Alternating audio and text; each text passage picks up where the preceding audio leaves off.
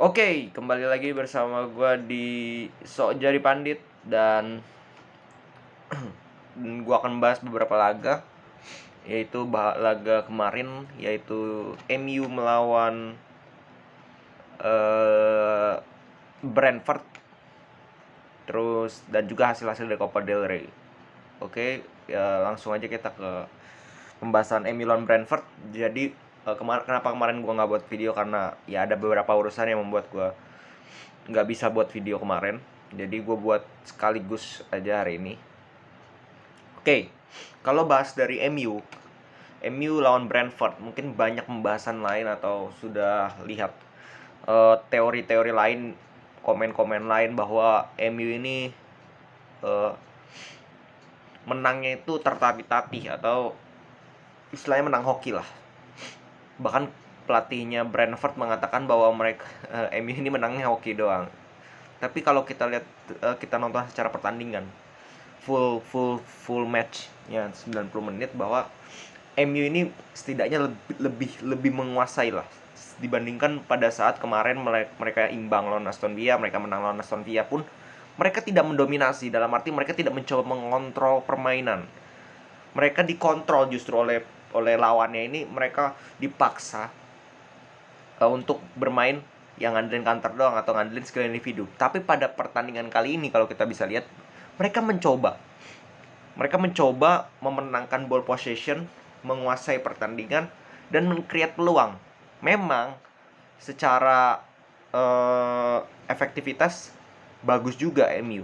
Tapi yang gue mau bilang bahwa ada perubahan lah setidaknya dari MU pada pertandingan kali ini. Nggak sejelek pada saat mereka kemarin ketemu Aston Villa, tapi masih juga nggak bagus gitu.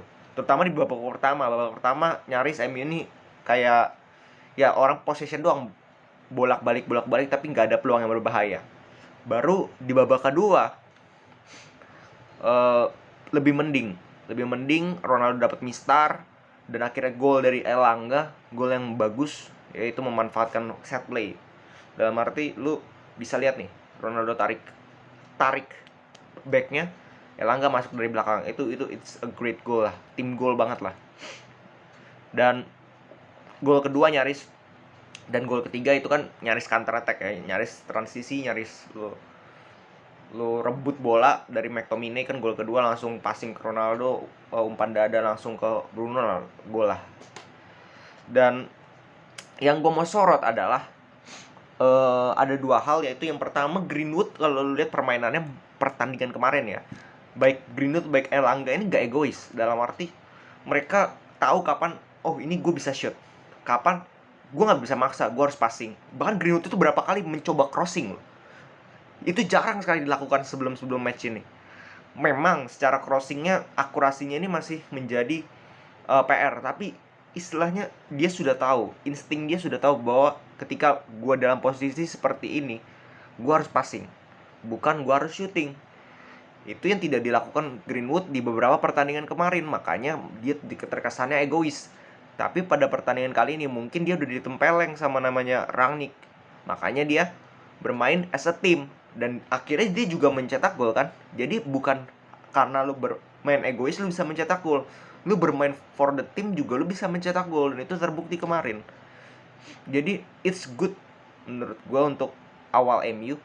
Mereka harus lebih konsisten lagi, mereka harus bisa mempertahankan performa seperti ini, karena there's something wrong. Karena lu dimana yang mencetak gol adalah Greenwood, Elanga, Rashford, yang memberi assist Fernandes dan juga Fred, tapi yang man of the match adalah Diego Dalot. Berarti kan ada something wrong with this team gitu. Ada something wrong with pemain-pemain yang mencetak gol. Berarti mereka tidak bermain sebagus itu juga, tapi mereka mencetak gol. Berbeda dengan Dalot. Nah, ini yang menjadi PR bagi United. Formasi 4-2-3-1 sudah dikatakan pakem oleh si Rangnick bahwa MU akan bermain dengan 4-3-3 seperti kemarin.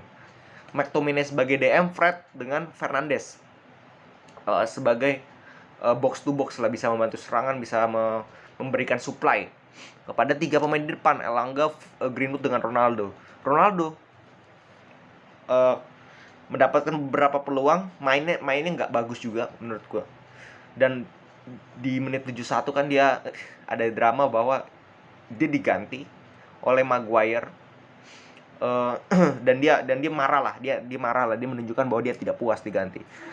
Gue mencoba memahami dari kedua sisi ya, bahwa Ronaldo tentu saja kita tahu lah Ronaldo sejauh ini dari sepanjang karirnya di Real Madrid, di Juve, sekarang di MU, dia tuh nggak pernah suka diganti. Dalam arti dia ingin memberikan 100% penampilannya selama 90 menit. Ketika dia diganti, maka dia ya nyaris kecewa lah. Kecuali memang dia sudah mencetak gol, lalu ada pergantian di menit-menit terakhir, oke lah, mungkin itu bisa ditolerir. Tapi ini menit 71 dan dia belum mencetak gol, itu yang penting. Nah, wajar aja seorang pemain yang kelasnya udah luar biasa merasa tidak puas dengan performa dirinya, dan dia ingin memperbaiki nih. Gua rasa dari 70 itu dia belum mencetak gol dan penampilannya nggak bagus. Nah, mungkin dalam pikiran dia bahwa 19 menit sisanya ini dia ingin memperbaiki dan mencetak gol.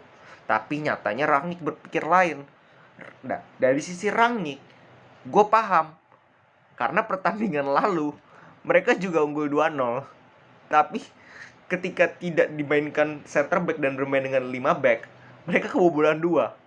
Jadi seri. Nah, Rangnick punya trauma itu. Sehingga dia, oke lah, ini buat tim. Dia juga sudah menjelaskan pada Ronaldo bahwa ini buat tim, kita akan main lebih defense, lebih mempererat defensif dengan memainkan Harry Maguire dan bermain dengan 5 back dengan hanya menyisakan 3 pemain, Fernandes, Rashford dengan Elanga sebagai Fernandes sebagai false nine lah. Jadi bukan keputusan yang salah juga bagi Rangnick, cuman gue mau lihat apakah di pertandingan selanjutnya Rangnick akan melakukan hal yang sama. Ini menjadi penting. Kenapa? Karena ini hanya lawan Brentford aja lu takut disamakan lagi gitu. Paham gak sih maksud gue secara mindset? Artinya ada yang salah dengan squad MU sekarang. Karena kalau dihitung secara kalkulasi, Brentford lu udah unggul 2-0, ya udah selesai. Tapi lu nggak harus sampai 5 back gitu. Lu harus nggak harus mengorbankan satu striker dengan back dan lu bermain lebih bertahan ngincer counter attack. It's not play style-nya klub besar gitu. Paham gak maksud gue? Kayak ya lu nggak apa-apa ganti Ronaldo tapi dengan striker lagi gitu. Karena ini hanya lawan Brentford gitu. Kita nggak bisa mengecilkan Brentford juga, tapi setidaknya secara kualitas individu kalah semua lah Brentford. Kecuali lawan tim besar atau dalam event besar, final, cup, turnamen di mana satu pertandingan kalah, lu nggak lolos. Ini liga masih panjang. Dan Brentford ini kan ya lu tahu sendiri peringkat 14 gitu, nggak tinggi-tinggi amat. Jadi menurut gua keputusan yang agak aneh, dan kita akan lihat selanjutnya ini gimana gitu. Apakah strategi seperti ini terus yang akan dilakukan? Lu unggul 2-0 langsung main defensif, pertahankan keunggulan aja, counter attack. Kalau itu dilakukan ya sorry to say ya, itu sama aja lu kayak tim papan tengah gitu yang lu gak yakin dengan kualitas pemain lu sendiri. Sehingga lu harus siap bermain ya pragmatis aja kalau udah unggul. Pokoknya kita berdefense aja. Oke, lanjut ke hasil Copa del Rey. Hasil Copa del Rey ada 2 ya dari malam. Itu ada Barcelona dengan Real Madrid. Kita ke Barcelona dulu. Barcelona harus mengakui keunggulan dari Athletic Bilbao yang kemarin sudah dikalahkan Real Madrid di Supercopa. Kemarin juga Barcelona kalah akhirnya dengan skor 3-2, gol di menit-menit terakhir di extra time additional time maksud gue. Additional time babak pertama 105 lewat penalti Iker Muniain, lewat scrimmage handballnya seorang Jordi Alba. Dan kalau kita lihat secara permainan, jujur aja fans Barca nih ya, jujur aja ya, Barca ini nggak layak menang sama sekali. Sesimpel itu, nggak layak menang sama sekali. Dan satu-satunya yang bisa di Barca unggulkan, Barca beri apresiasi ya ball possession. Kembali lagi, ball possessionnya lebih banyak, udah that's it. Total shot, create chances, big chances itu semua di Atletico. Athletic Bilbao lebih berbahaya, jauh lebih berbahaya. Dapat satu kali mistar, dapat beberapa kali Ter Stegen pun menyelamatkan Barcelona cukup banyak. Jadi secara peluang Athletic Bilbao sangat layak menang. Bahkan kalau gue bilang harusnya bisa lebih banyak menang, selisih golnya lebih banyak. Tapi Barcelona ini kita harus akui juga very efektif pada pertandingan kali ini. Nggak butuh banyak peluang, maksudnya nggak bisa create banyak peluang. Hanya dapat beberapa peluang, tapi mereka bisa nyetak 2 gol. Luar biasa menurut gue, itu yang harus diakui. Tapi ini nggak boleh Barcelona seperti ini. Ini nyaris cuman menang ball possession dan akurasi passing, dalam arti total passing lah. Udah itu doang. Sisanya itu kalah sama Athletic Bilbao. Ini kan suatu hal yang aneh. Walaupun Barcelona sudah bermain dengan dengan mayoritas pemain inti. Pemain intinya sudah balik semua lah istilahnya. Tapi memang butuh waktu, dan kembali lagi kemarin Ansu Fati cedera lagi kan. Harus out 3-4 bulan gitu. 3-4 berapa ya? 3-4 minggu atau 3-4 bulan dikonfirmasi Xavi. Pedri juga diganti, mengalami ketidaknyamanan. Jadi ya kan gue udah bilang bahwa pemain muda Barcelona yang Ansu contoh, Pedri, lu nggak bisa andelin mereka karena mereka ini belum terbukti apa-apa. Musim lalu they play very good.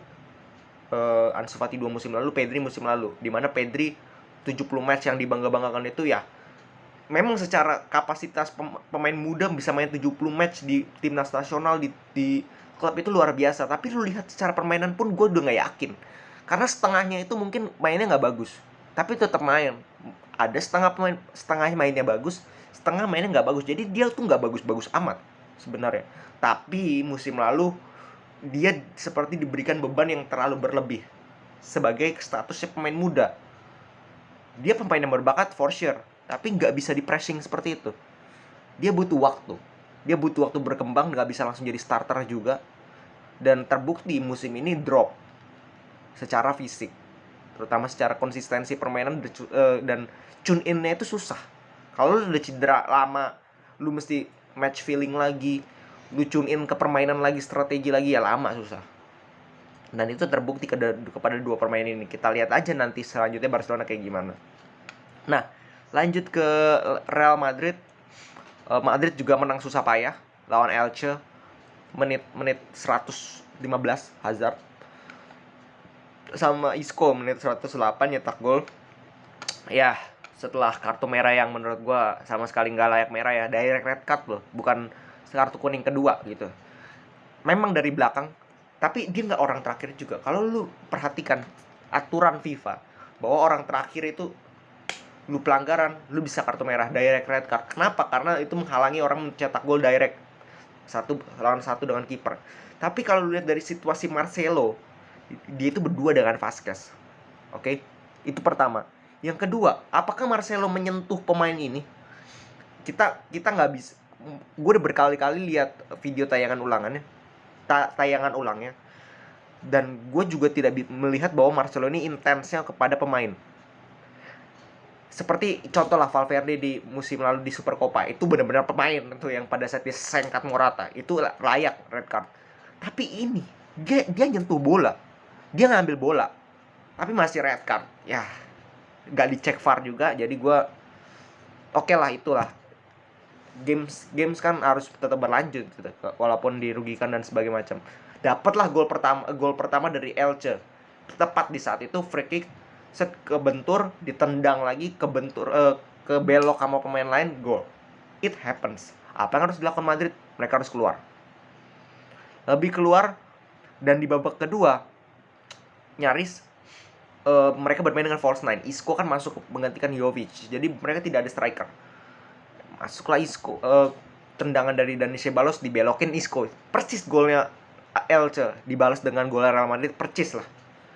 Datang gol kedua dari Eden Hazard melewati kiper, ya selesai lah Real Madrid. Dan kalau lihat, kalau orang banyak bilang bahwa Madrid ada trio MCK baru menang sama Benzema, tapi buktinya pada pertandingan kali ini hanya Kroos, praktis Alaba dengan Vinicius Junior yang dimainkan sebagai pemain inti. Sisanya pemain cadangan memang masuk Modric, Kroos, tapi itu juga Modric, Casemiro, tapi itu juga di babak kedua. Jadi Madrid sedang dalam on fire. Mereka menurut gue sulit dikalahkan oleh siapapun di La Liga. Mungkin di Champions League itulah ujian sebenarnya untuk Real Madrid. Kita lihat nanti ya guys ya. Oke, segitu dulu pembahasan dari gue. Salam sepak bola.